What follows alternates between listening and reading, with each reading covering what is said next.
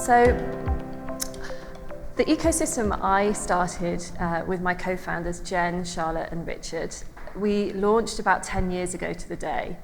We were in the middle of what we now know was one of the biggest financial crises we'd ever seen since the Great Depression. And the news was full of graphs with red arrows pointing downwards and people's homes being foreclosed, people leaving high-rise blocks with boxes of their belongings.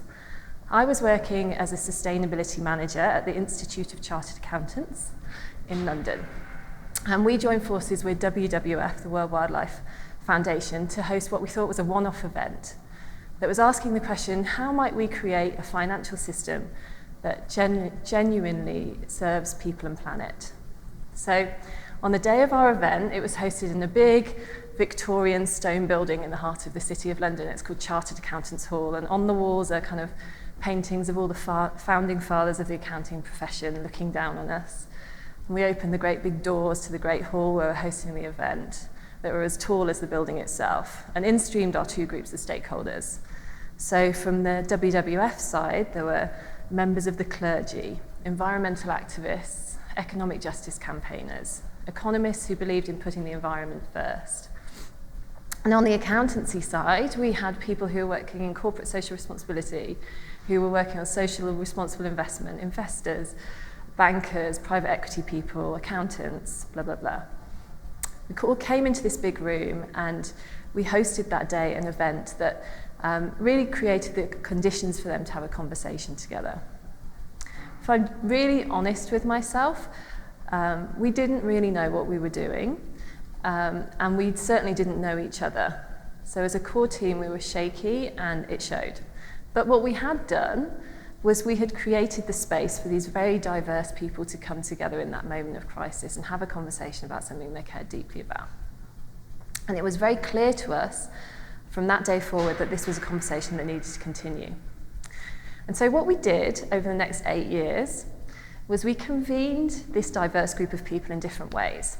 So we started to host events on a regular basis where they came together and they had conversations and they told us what needed to change in the system. And what was really cool is over that period of time, we started to see that there were these groups of people who wanted to change things in the same way. So for example, we had the impact investors who had their little community and they all went to the same conferences and wore the same clothes and did the same stuff. And then we had the kind of the sharing economy people who were all into couch surfing, and this was before Uber, so they were all into, let's share clothes, let's share tools in our local community and step out of the existing system. We had the alternative currency people who were kind of quite hippie as well, and were doing things like creating the Brixton pound in London, where they tried to regenerate the local community by creating these currencies. All the mainstream people at the event were like, well, that's a rubbish idea, it's never going to work. But I imagine it was them that were kind of scrabbling to invest in Bitcoin 10 years later, which for me just showed how these things that are kind of outlier ideas that people look at and think aren't going to work, it changed. The system changed while we were watching it over that period of time. When the lab itself grew in prominence, and we did things like, we found people who were working for think tanks and were trying to work on policy change in NGOs, and they were kind of all trying to lobby parliamentarians and policymakers at that time to say, well, this needs to change and this needs to change, and I want to have coffee with you and tell you why this needs to change. And we were like, you're competing for airtime. So we got them together and we got them to collaborate and we got them to sign up to 10 things that they needed to change in the system that came from them, not from us. We gathered that together, we got all of their brands in one place, and we went out and policy changed as a result. We brought together people who were economic justice campaigners. They were like post-Occupy Wall Street, young, in their 20s, full of energy.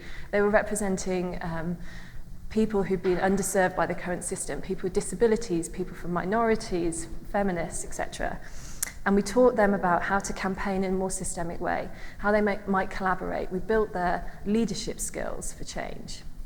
We worked with people like PwC and really big businesses to look at, when you cut down a tree, You know, what's the actual cost of doing that? You can have the price of that commodity, but what about the impact that it has on water and the local communities, etc. And that program, the Natural Capital Coalition, is now funded by the World Bank and is set up as a completely different organisation that's flourished. So while this was happening, there was many of these stories, and I could tell you more of success, but there were also many things that flopped. There were many groups we convened that went nowhere. There were things that sounded really promising but didn't happen.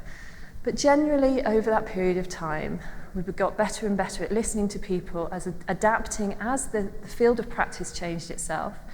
And we built the organisation to a point where it span out and became an independent charity, which it is now, run by the amazing Anna Laycock in London and her team.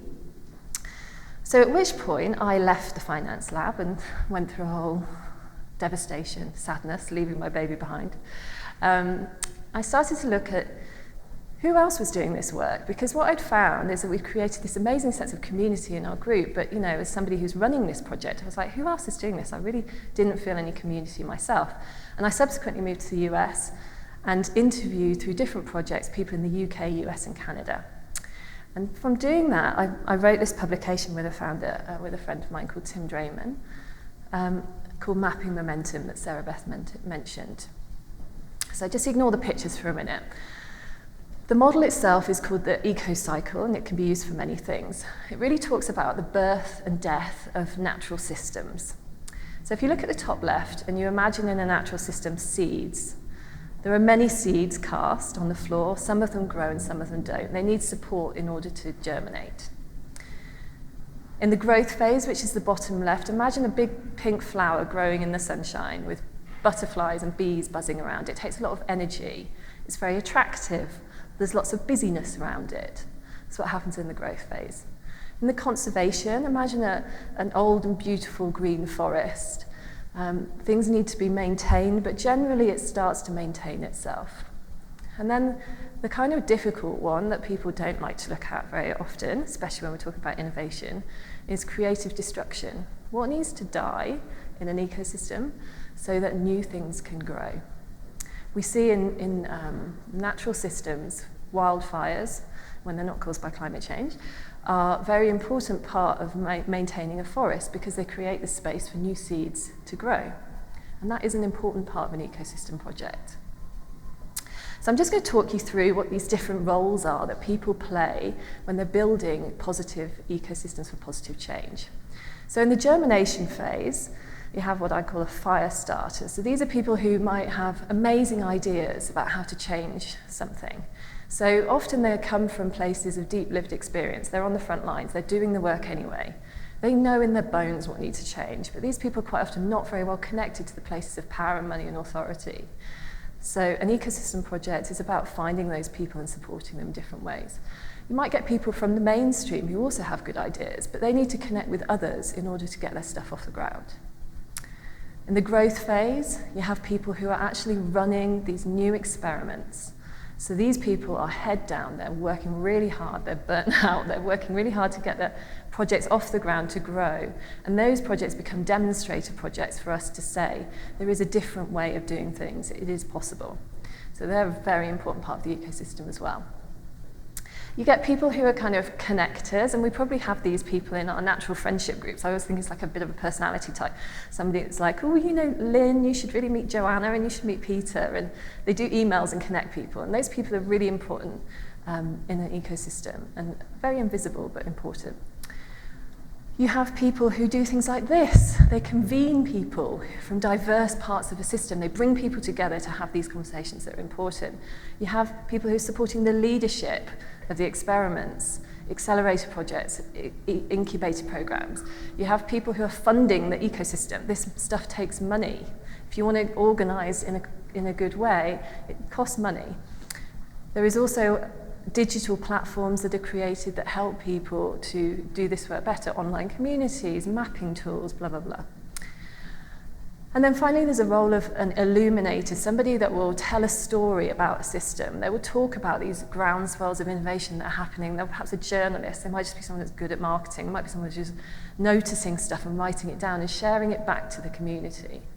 I hope that you're starting to maybe see yourself in some of these roles, and you might be able to name some of the people that you know that do these things. In the top right in conservation, when a project gets good, it becomes what I call a shining star. It's like the person that's invited to do the speech, the person that's talked about in the magazine, the person that everyone points to say, look, it is possible. And those things are really important, and at that point, it's useful to write down these case studies. It's useful for universities to start studying them, for people to be telling those stories in an accurate way. And then on the creative destruction, we need our activists. We need our people who are willing to make the Netflix documentary about a system that needs to change and shock people into changing things. We need people in positions of power and authority standing on the microphone saying, if we carry on doing what we're doing, we are stuck and nothing is going to change. We need people to disrupt, and we need people to stop funding things sometimes if they are getting in the way of creating real change. So the work that I'm doing today with my co-founder Tatiana is I work with people who are trying to create these ecosystems from all over the world.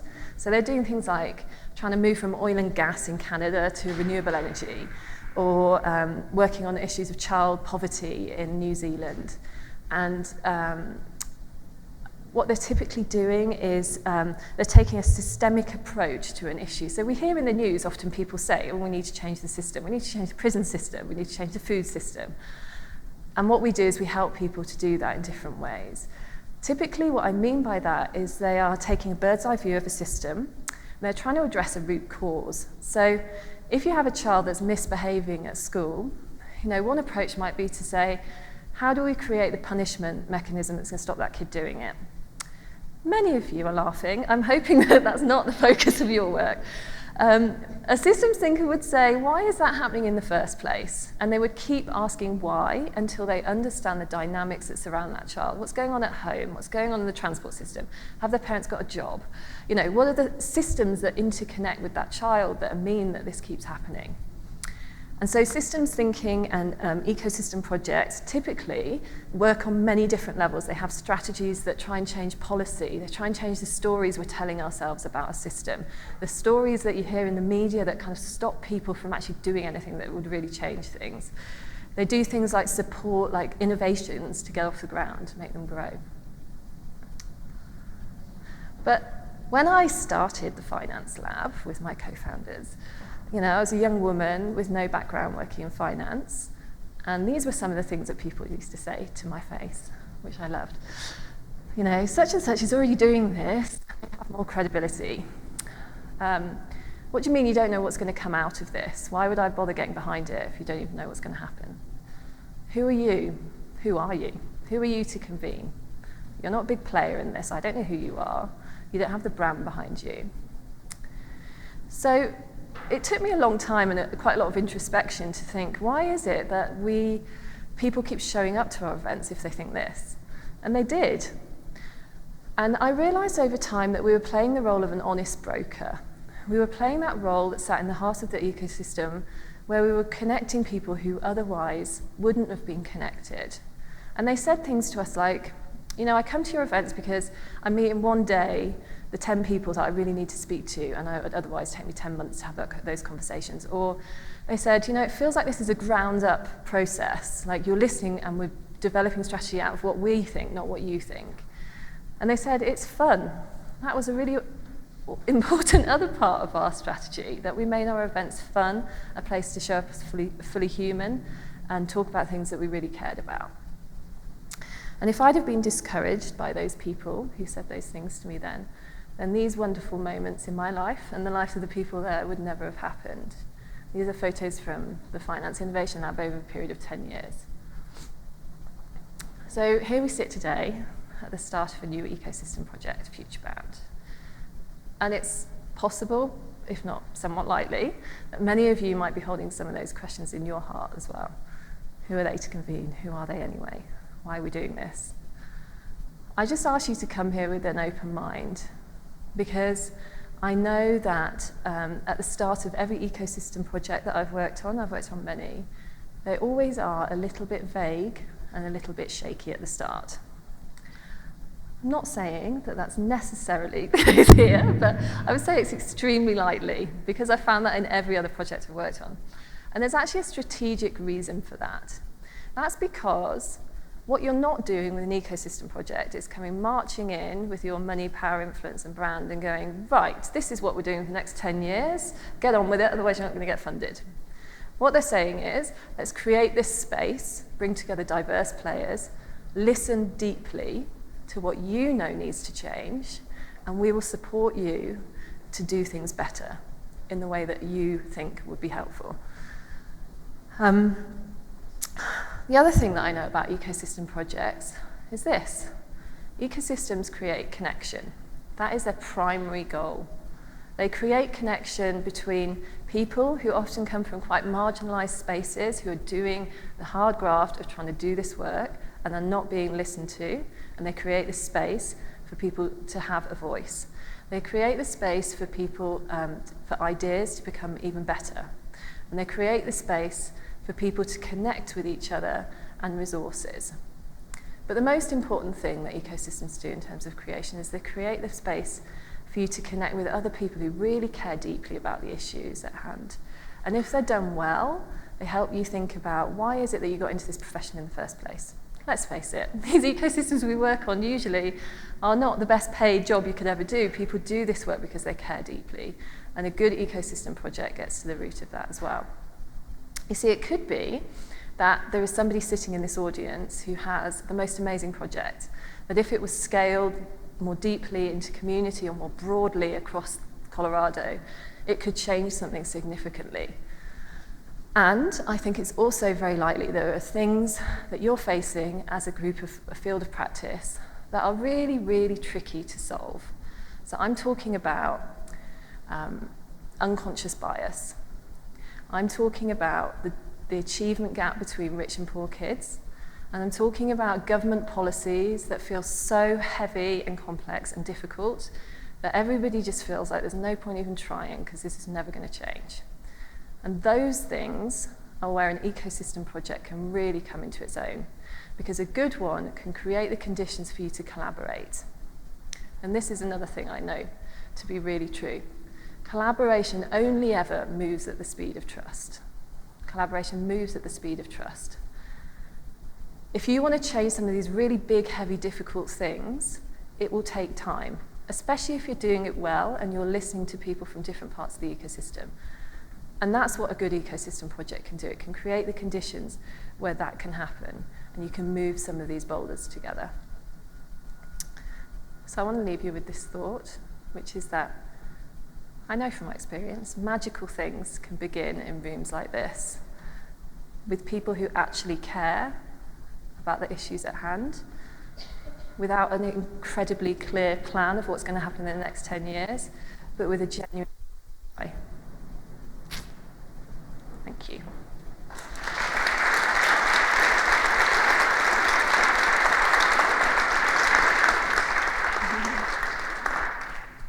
I love ending on magic. I think that's a great tone for the room.